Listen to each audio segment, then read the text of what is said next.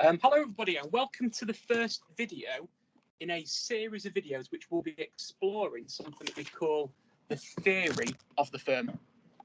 So what we're doing in this topic really, we're exploring what makes businesses tick. So what businesses do, why they do it, and ultimately the process they've got to go through to do what they want to do overall. Now in a really simple way, you can think about a business like this. All businesses do, they turn inputs into outputs. That's what businesses do. Now, in effect, when we think about inputs, we should be thinking about the factors of production. So these are the land, the labour, the capital, and the enterprise. Okay, so if you think about a business, they will need to buy different factors of production or inputs in order to go through a production process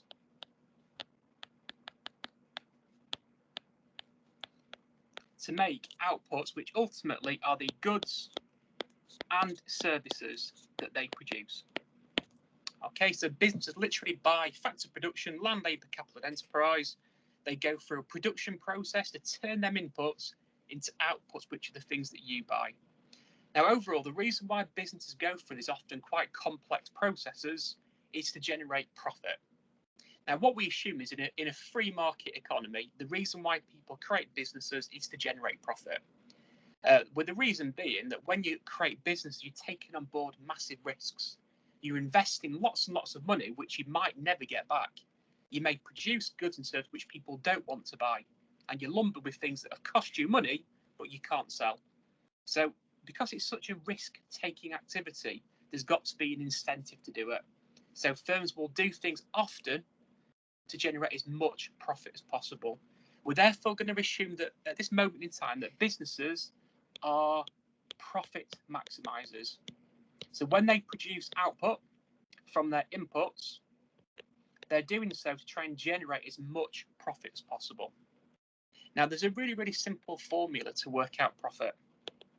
It's total revenue, so TR as we'll call it here, take away the total cost of production, the TC. Now, when you think about it, all total revenue is, it's the selling price of each unit of output that you produce multiplied by the quantity that you sell. Okay, so if a business, for example, sells 100 products at £10 each, it's 100 lots of £10, which would be £1,000. Now, in order to work out profit, though, you've also got to understand your costs. Now, total costs are the cost you've got to pay for to buy your land, labour, capital, and enterprise. And what we're going to be exploring later on are the difference between fixed and variable costs. Okay, so to work out total cost, you do fixed costs, take away variable costs. So when you think about it, all businesses they've got to try and sell their outputs for more money than what it's cost them to make in the first place, which is the cost of their inputs. So if what you spend on your inputs is less than what you generate from selling your outputs, you make profit. So businesses literally turn inputs into outputs. Now, what we're going to focus on in this video and the next video is going to be looking at the inputs. Okay, so we're going to be looking at the factors of production. So the things that you've got to buy as a business in order to go through that production process to make the outputs. What we'll do in a couple of videos' time is to focus on the outputs, which will generate the revenue for businesses. Right, so we're looking then at the costs of production. And remember, all the costs of production are the inputs that you've got to buy.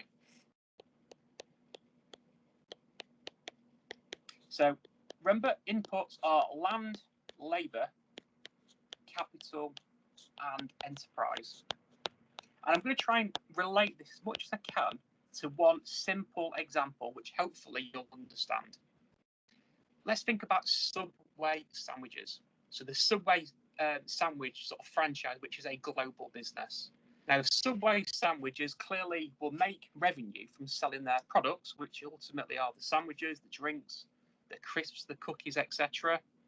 But in order to make all those products, they've got to buy inputs first of all. Now, the land resources they would require would be things like the natural ingredients, so the meat for the sandwiches, the wheat to make the bread, the eggs involved somewhere along that production line. It's the ingredients to make the sauces. The labour are clearly the people that work in the Subway sandwich shop. So the people that prepare the food, do the stocking, the refilling, the cleaning. There might be management teams, delivery drivers, maybe even security staff in some of these different stores as well. Now the capital, now remember, capital are the man-made aids of production. So we're looking here in Subway sandwiches like the machinery. So the toasters, the ovens, the refrigeration units, the tills. But we're also looking at the infrastructure, which could be the physical shop itself that is required to make them sandwiches. The enterprise is the risk taker themselves. It's the owner of that particular sandwich shop. So they're a cost for the business. They expect to be paid for investing their money to buy those factors of production. Now, we're going to differentiate between short run and long run production now. Now, in the short run, the idea is at least one input or factor of production, whatever you want to call it, is fixed. In other words, it cannot be changed. In the long run, all factors of production become variable. They can be changed. Now, let me explain what this means linked to Subway sandwich shop. In the short run, the physical size of the store is fixed. The amount of refrigeration units, toasters, tills, tables and chairs is fixed. It cannot be changed in the short run. That will therefore mean that no matter how many customers walk through the door, that capital cannot be changed. So what this often means is in the short run, if you want to increase output, all you can do is to add variable factors of production to fixed factors of production.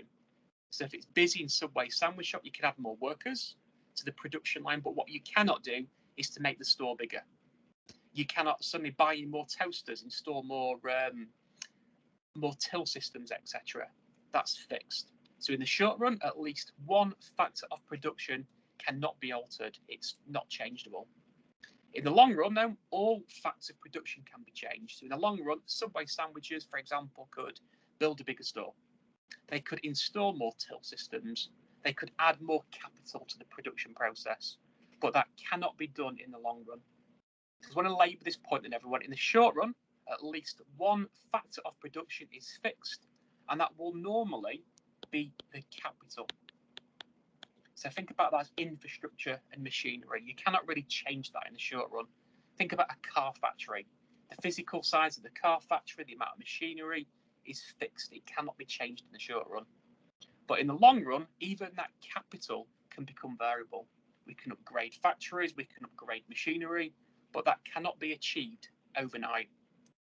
Right, now anyway, then we're going to focus in this video now, for the rest of it anyway, on short run production. The next video will focus on a long run production. Right, now anyway, let me show you this numerical example. Right, now what we're going to be looking at then here is what will happen to production in the short run when we add additional units of variable factors of production. So what we're doing here, we're adding more workers to fixed factors of production. So all this means in a Subway sandwich shop, we're plonking more workers behind the counter. And we're seeing how that will affect the production levels that take place.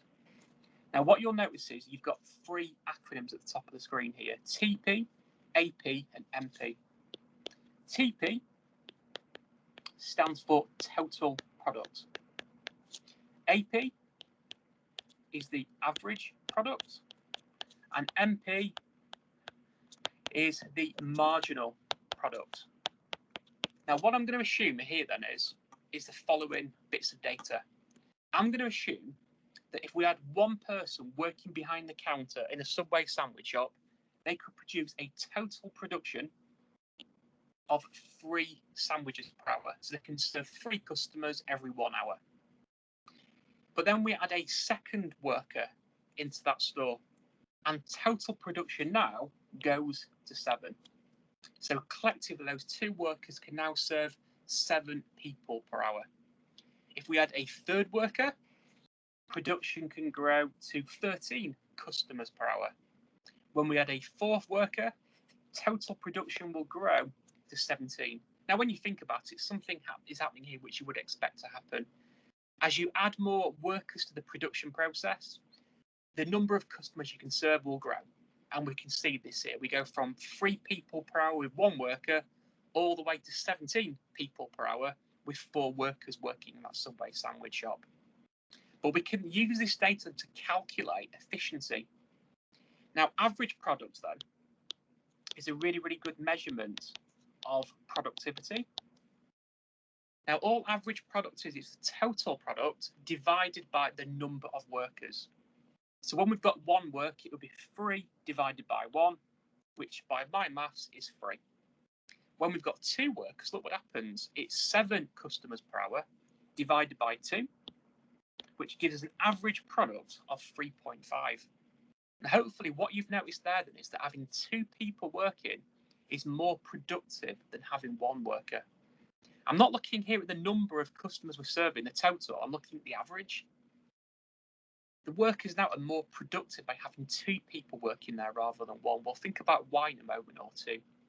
When we've got 3 workers, we've got a total production of 13. We divide it by the 3 workers, and that will give us an average product now of 4.33. Again, look at that. The productivity has increased.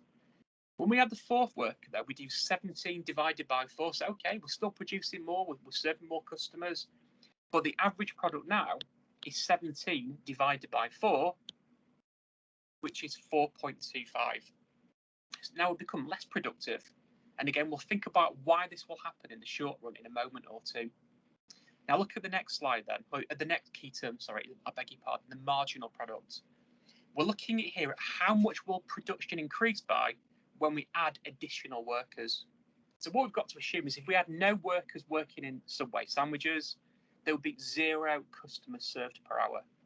So when we add the 1st worker to the production process, we go from 0 customers to 3. So the marginal product is 3.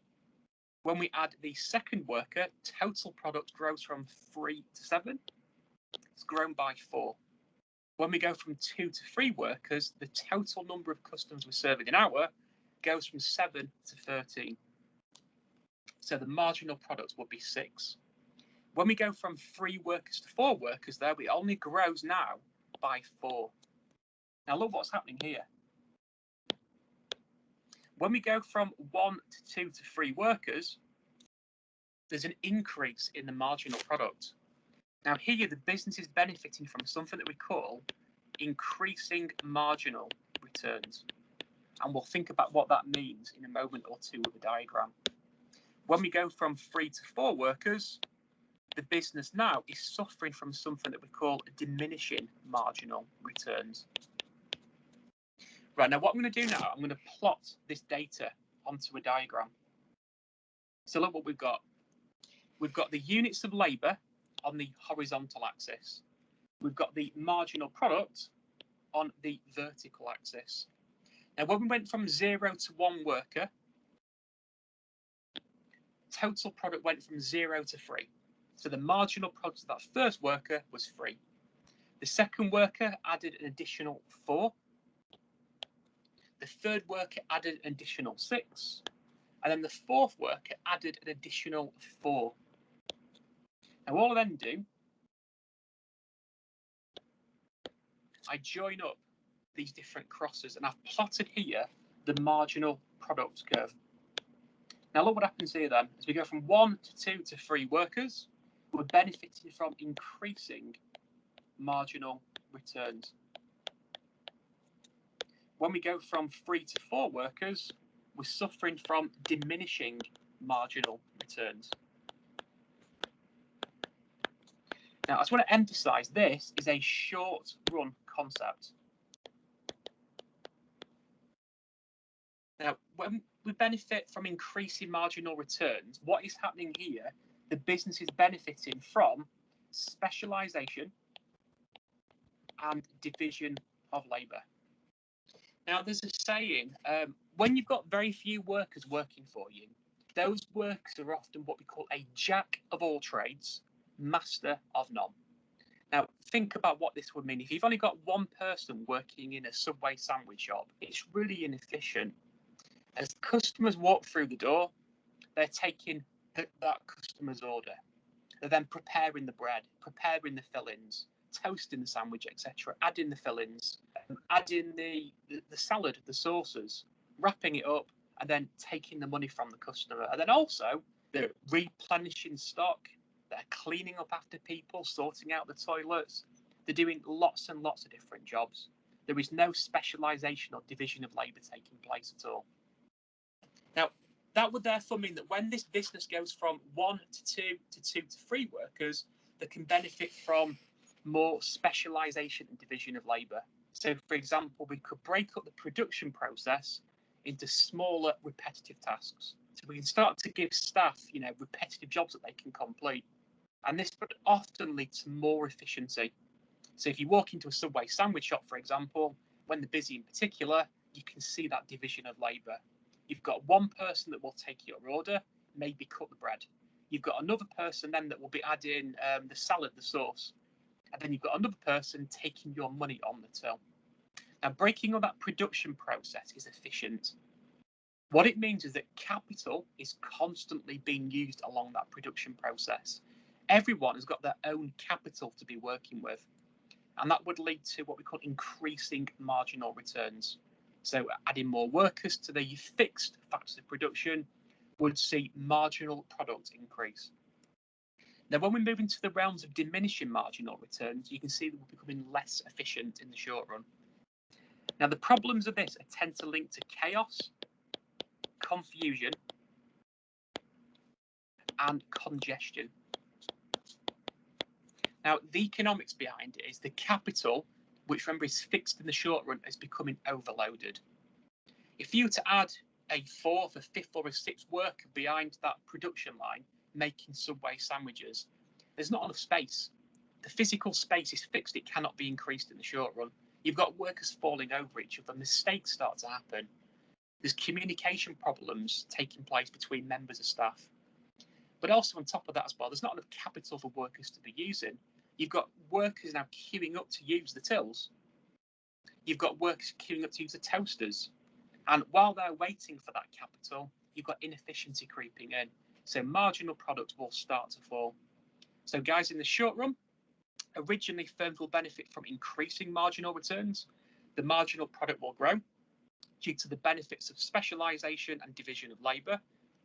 But then eventually the capital, remember, is fixed, becomes overloaded. And that means adding more variable factors of production will now simply lead to marginal product falling. Problems of chaos, confusion, and congestion. Now, in all likelihood, in an exam, if you were drawing this, you just draw it like this. So we've got the marginal product. So we're measuring how much will production increase by when we add extra units of variable factors of production, and that is normally labour. So firms will originally benefit from increasing marginal returns, but then they will eventually suffer from diminishing marginal returns. Right, now, we're going to link this now to what it costs businesses, how it affects their costs of production. So everyone look at this now. Now, there are lots of different costs that you need to be aware of. We've got FC, which stands for fixed costs. Now, all fixed costs are costs that do not change with output. So it doesn't matter how much Subway sandwiches produced in a day, for example, but the rent they pay on the property that they rent is fixed. So that rental price is a fixed cost for the business. Other fixed costs tend to be things such as the salary of management staff. So their wage is not dependent on how many customers walk through that door. So fixed costs will not change with output. Now, VC are what we call variable costs. Now, variable costs do change with output. So the logic would be if Subway sandwich shops become busier, selling more output, they need to buy more land resources, so more ingredients, more bread, etc. they've got to bring in more workers, and that would create more variable costs. So the logic would be that variable costs would increase as output increases. Now, TC is simply total costs. Now, to work out total costs, you simply add together the fixed costs and the variable costs together. Now, MC, marginal costs, we're looking here at the additional costs when quantity increases by 1. So to sell 1 extra unit of output, what extra costs have you got that you didn't have before? So we'll look at a numerical example, which will hopefully help you understand that one in a bit more detail. Now, AFC is average fixed costs. To work this one out, you would do the fixed costs divided by quantity. So you divide that by your output to work out your average fixed costs. Average variable costs is variable costs divided by quantity. So average total cost will simply be total costs divided by quantity produced. Right, now anyway, let's now have a go at calculating some of these different costs. So what we're going to do here, we're going to calculate fixed costs, variable costs, total costs, average total costs, and marginal costs by looking at a numerical example. So what we've done here, we've created a table, and I'm going to put in some of these different numbers. And then we're going to work together to work out the missing numbers. So the ones that I'm going to give you are going to be 50, 80, 150, 70, 120, 40 for that one there. We'll go 54 with that one. And then we've got 50 and 20. Right, so now if you want to, you're more than welcome to hit pause and have a go at filling in this table. Then hit play and then see if you've got the same answers as me. But anyway, what I'm now going to do is to talk you through how we work out these missing numbers. So if you've had a go at this, you can now, compare what you've done against what I think it should be saying. And if you've made a mistake, hopefully this will clarify where you've made a mistake. Now, everyone, remember, fixed costs do not change with output. So whatever the output is, fixed costs will always be the same.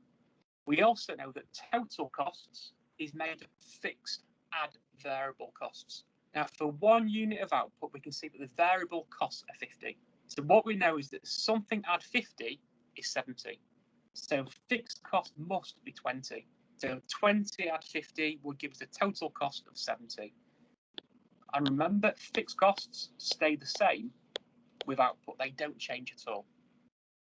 Variable costs, well, we can work this out now by looking at total costs. What we know now is for 2 units of output, 20 add 80 would be 100. I know for 3 units of output, 20 add something will give me 120. So the variable cost here must be 100. Now for the next one, total costs are clearly going to be 170. Now I'm going to leave them bottom 2 ones blank for a moment to look at the average total cost numbers. Now remember, average total cost is total costs divided by quantity. So the total cost of 1 unit of output was 70, divided by 1 is 70. Total cost of 2 is 100. 100 divided by 2 is 50. So to work out that 40 for 3 units of output, it will be 120 divided by 3. Now look at the next one then. 170 divided by 4 would be 42.5. Right, now look at that bottom one. I've given you here the average total cost. So the cost of making 1 on average is 54. So if I multiply that 54 by 5, it will now give me the total costs. So 54 times 5 would be 270. Variable cost, remember, it's the difference between fixed costs and total costs. It must be here 250. Now, marginal costs, when you think about it, if we produce nothing, we've still got to pay fixed costs, but we would have no variable costs whatsoever. So the total cost of 0 would be 20. So by adding 1 extra unit of output, total costs have increased from 20 to 70. So the marginal cost is 50. For 2 units of output, look at the next one, it's grown from 70 to 100. So it's 30. When we went from 2 to 3 units of output, total cost grew by another £20, 100 to 120. So for 4, it's grown by another 50 quid. And then we'll go from 4 to 5, total costs have increased by £100. Now look what you've got here. You've got some things happening here which you would expect to happen. Fixed costs never change with output. So if you sell 0, 1, 2, 3, 4, or 5, then ultimately these costs will stay the same. Variable costs, well, if your Subway sandwiches to sell 5 sandwiches or serve 5 customers will clearly create more variable costs than what one customer would do. If we add them together, the reason why total cost will increase with output is simply because of that growth in the variable costs. Marginal costs. Now, look at this one. This is where something interesting starts to happen. Now, if I just sort of pinpoint with the data what's happening here. Originally, marginal costs is actually starting to fall. This is because of the benefits of increasing marginal returns. To produce more sandwiches, we've added more workers. That led to more specialisation, more division of labour. So marginal costs originally start to fall. But then, to service a higher number of customers, we've got more people working behind the counter in Subway sandwiches, and we suffer from diminishing marginal returns. So we can see here then, everyone, in cost data, increasing and diminishing marginal returns. Now, what we're going to do now is to draw another graph. So what we're now going to do is to plot quantity against costs. And what we'll do, we're going to plot onto this graph now the fixed costs, the variable costs, and the total cost data from that last activity. So what we were looking at was outputs going from 1 to 2 to 3 to 4 to 5. And by looking at the data, the biggest number that I've got to plot in here is 270. So we'll go up in 50s. So 50, 100, 150, 200, 250, and then 300.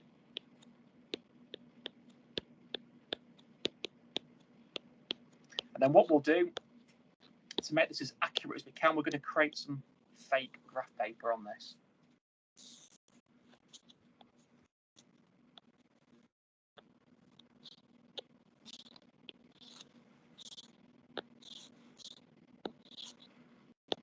Right, so we're going to plot first of all the fixed cost curve. Now, if I go back to the data, remember fixed costs don't change with output. So they were always at 20. So whatever the output was, fixed costs stay the same. They don't grow with output. But then what we can do, we can plot the variable cost data. Now remember, variable costs will increase with output. But what we would assume is if you produce nothing, you'll pay no variable costs. For the first one, it was 50. For the second one, it grew to 80. The third one, it grew to 100. The fourth one, it grew all the way to 150. And then the fifth one, it grew to 250. And I can now plot this. And you can see here what is happening is what we'd expect to happen. If you sell more sandwiches in Subway, you're going to have more variable costs you've got to pay for. I'm now going to add the total cost curve. Now remember, all total costs are, it's fixed, add the variable. So when we add 0 units of output, you've still got to pay the fixed costs, the 20. When we add 1 unit of output, the total costs were at 70. When we had 2 units of output, it grew to 100. And then for 3, it grew to 120. For 4, it grew all the way to 170. And then the last one, it was 270. And we get this. Now, when you think about it, everyone, this makes perfect sense. Again, if you want to produce more output, you've got to buy more input. So total cost will grow as output increases. But what you'll notice as well is that the total cost curve is the highest of the 3. Well, it has to be, because to work out total cost, you add together the fixed and the variable costs. It's also worth noting, everyone, that the gap between variable costs and total costs is parallel. It's the same gap everywhere along that curve. And that's because all we're doing, we're adding the same fixed costs to those variable costs.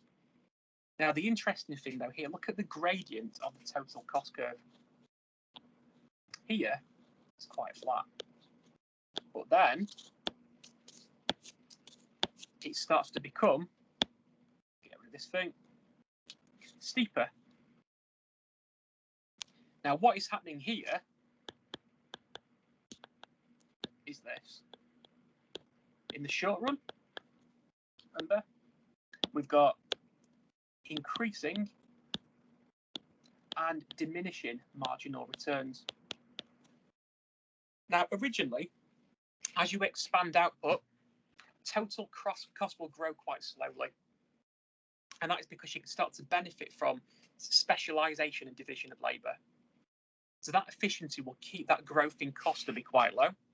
But then after a certain output level, you've got all that inefficiency creeping into the production line.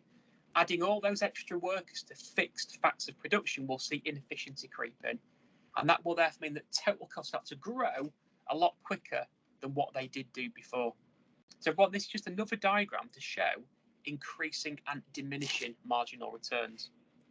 Right, now anyway, we're now going to complicate this by having a go at another numerical example. Right, now anyway, what we're going to plot this time, again, we're looking at quantity.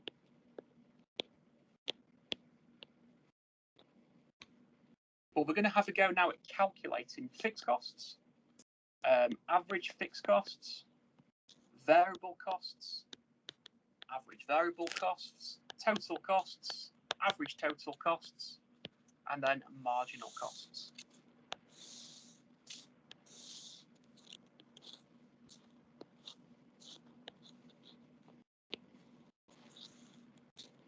And again, what I'm going to do, I'm going to give you some of the data,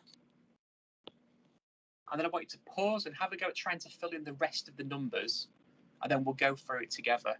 So what I'm going to give you is the fixed costs. Now remember, fixed costs never change with output. So 50, 50, 50, 50, 50, all the way down there. I'm also going to give you the variable costs. Now again, what we'd expect as you produce more output, you've got more variable costs to pay for. And what I'm also going to give you on the back of that then is the total cost, which is simply the fixed added to the variable.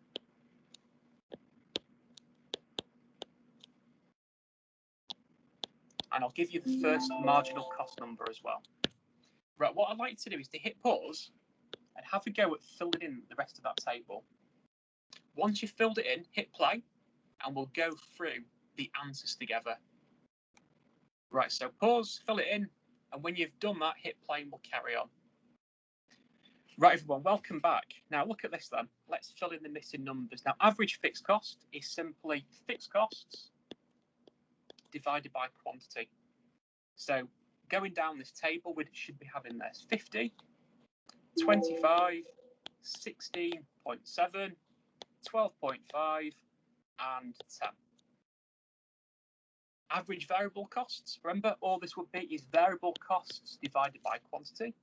So we should have 10, 9, 11. Oh, hang on, beg your pardon, I made a mistake on that one. 7.33. And then we should have 17.5. And then finally, 30. Average total costs, remember, it's total costs divided by quantity. So the first one would be 60. We've then got 34. We've then got 24. We've then got 30. And then we've got 40. Now, marginal costs, think about why the first one is 10. When you produce zero output, you've still got to pay for your fixed costs of 50. So total costs are grown by 10 by adding that first unit of output. The next one, it grows from 60 to 68, that's £8. The next one, it's 68 to 72, that's £4. 72 to 120, by my maths, would be 48. And then the last one, it grows by 80. Now, everyone, look what you've got here then going on again. Originally, marginal costs are falling. That is going to be, again, because of the benefits of increasing marginal returns. By becoming more efficient in the short run, more specialisation, more division of labour, adding more output will not see costs increase that significantly.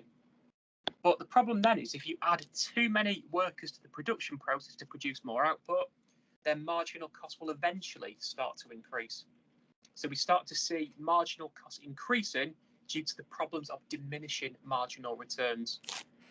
Right, everyone, I'm now going to draw you another diagram.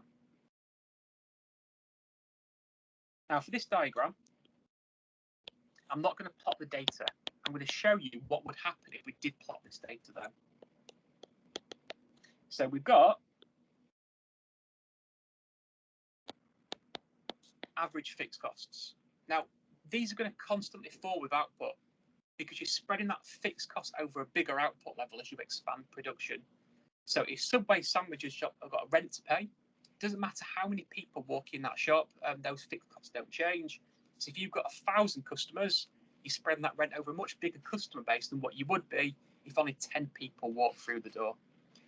We then add average variable costs. And look at the shape of that. They originally will fall with output, but then they start to increase. And we'll think about why in a moment or two. We then add them both together. And then we get average total costs. Now, again, think about what should be happening here. It's the highest of the three because if you add average fixed and average variable costs together, you should get the average total cost curve.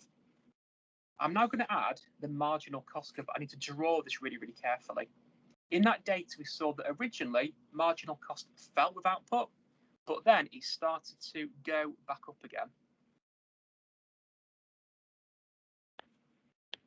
And it looks like this. Now, what's happening here then, everyone, is in the short run, when the marginal cost curve is falling, we've got the benefits of increasing marginal returns. So whenever marginal cost is falling, it's going to be dragging down those average cost curves. But then after a certain point, we start to suffer from diminishing marginal returns. So marginal cost starts to increase again. That is then problems of crowding, confusion, and chaos that are creeping into the business. Now, there's a really, really important point, though, on this diagram, and it's this point here. Now, I'm going to label this C star, Q star. Now, at this point here, marginal cost is equal to average total cost. Here, the business is achieving productive efficiency. They're working at lowest average total cost. This will always occur, and it has to mathematically, when marginal cost is equal to average total cost. And let me explain why. To the left of Q star, the marginal cost is below the average total cost. By increasing output, because marginal cost is below the average, it will suck the average down. But then beyond Q star, marginal cost exceeds average total cost. So selling extra output now would drag up the average total cost curve. The way I sort of think about this is a bit like a magnet effect. When marginal cost is below the average, it will suck the average down. But then when the marginal goes above the average, it will start to suck up the average total cost. Right, let's now put these three different diagrams that we've drawn together. Now, remember, everyone, this is all about understanding short-run production. And these are the three diagrams that you should now be able to draw. And they all show exactly the same thing. So remember, the idea is we've got at least one fixed factor of production, which is normally the capital. So we're looking at what happens when we add extra units of variable factor of production and how that affects marginal product. And we get this marginal product curve here. We can then think about this on a cost curve. So what we do is we add fixed costs. We add variable costs and we put them both together and we get total cost of production. Final one. Now, I'm not going to add the average fixed or average variable. They are important, but for the benefits of this or the purpose of this, what we need is this one, the average total cost and the marginal cost curve.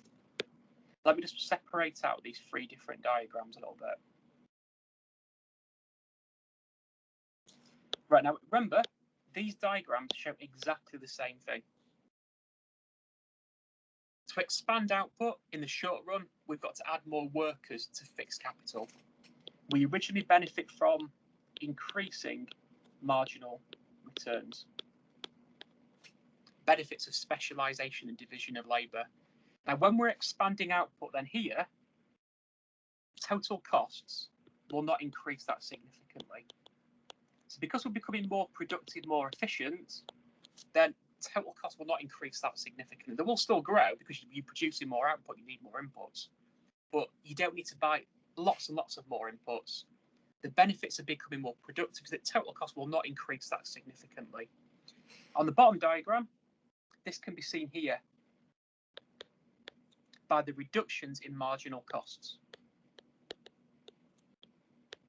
So because you're becoming more productive in the short run because of specialisation, division of labour, then marginal costs will start to fall as you expand output.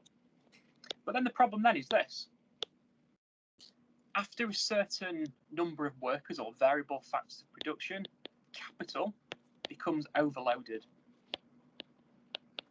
You've got the problems of crowding, confusion and chaos. So marginal product, the additional output produced by additional workers, starts to fall. And that will mean to produce more output now, total costs grow a lot more steeper.